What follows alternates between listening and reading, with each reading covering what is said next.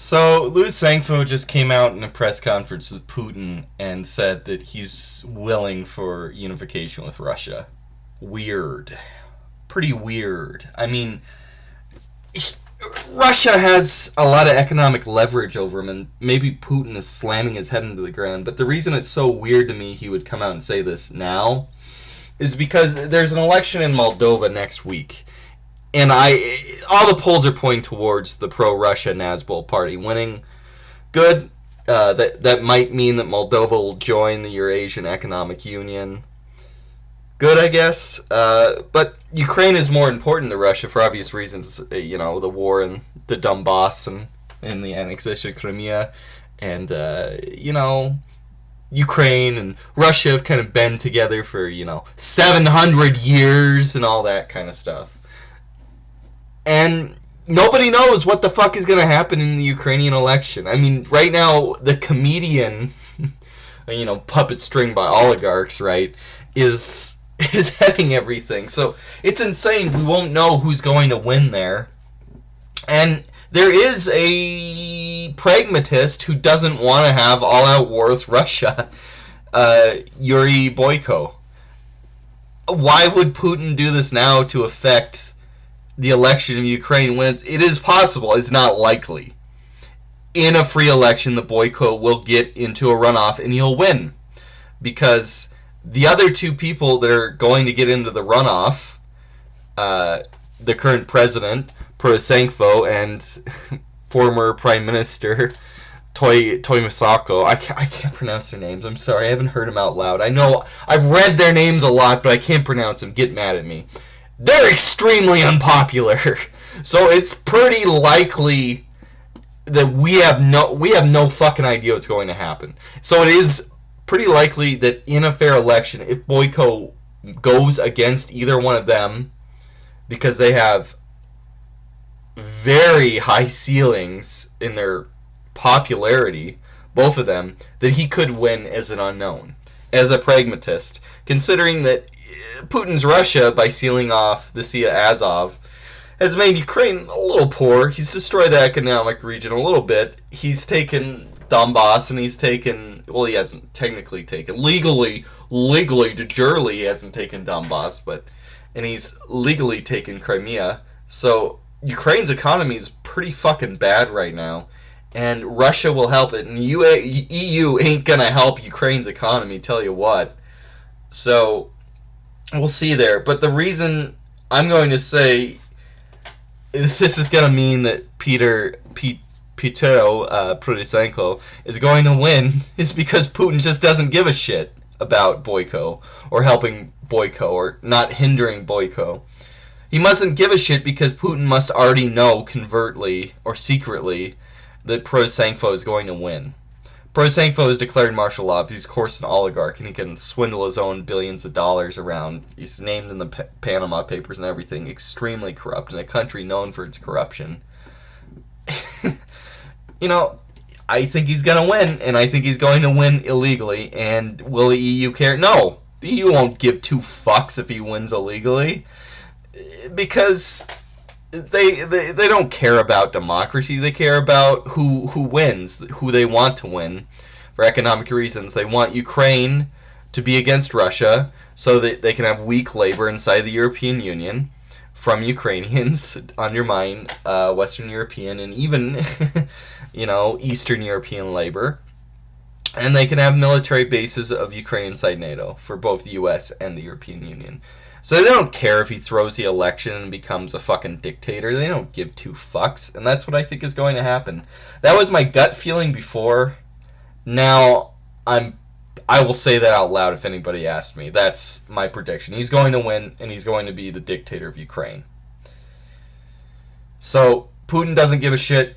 Cut his losses. He's not going to get back Ukraine in the near future. Ukraine's going to be a fucking hellhole. Maybe there'll be a Ukrainian civil war. Maybe there'll be a coup d'etat. Who knows? Ukraine needs to be part of Russia economically. It's not going to be helped by being part of the European Union. At least it would take a decade for it to be helped by the European Union.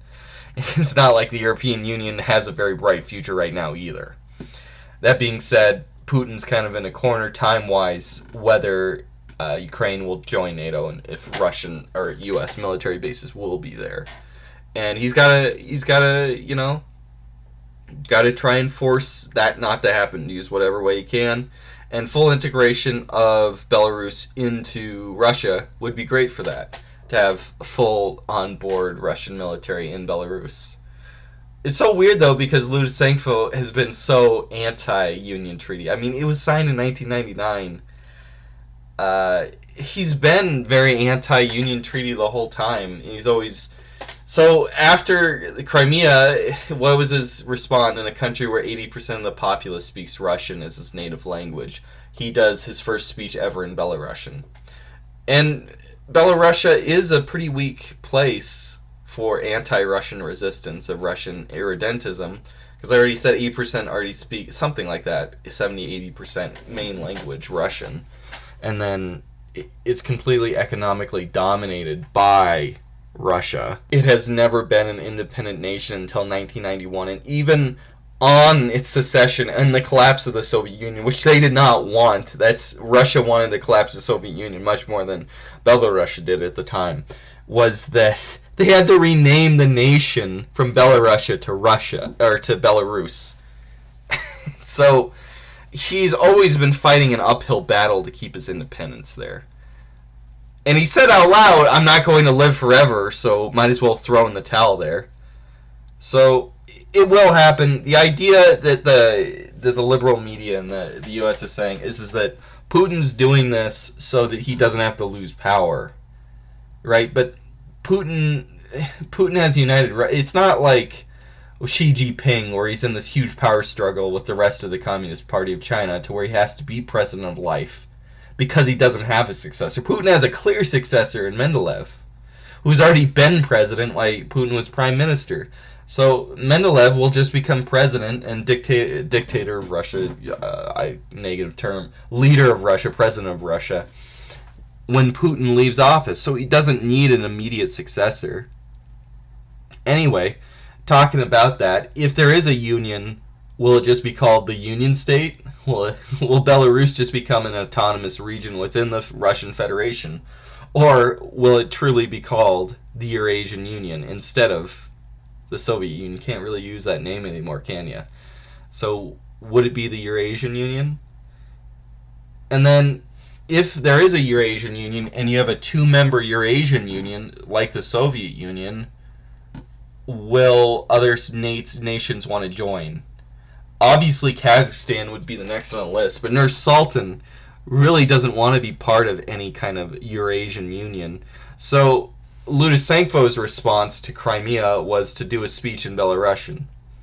Nur-Sultan's response was to change the Kazakh language from a Cyrillic script into a Latin script. He doesn't want to lose power. He doesn't want to be annexed. But he does want to be part of the Eurasian Customs Union and the Eurasian Economic Union. So will this hinder further expansion of the Russian-dominated Eurasian Economic Union, or whatever the fuck it's called? Will Tajikistan not join? I don't know. Will Moldova not join? I don't know. Will Mongolia not join because of this? I don't know. It will be... The world's not really going to look at something like this in a negative light of forcibly taking Crimea, because Belarusia is a much less identitarian in the sense of identity than Ukrainian is. And, I mean, there will be opponents of it in Belarusia,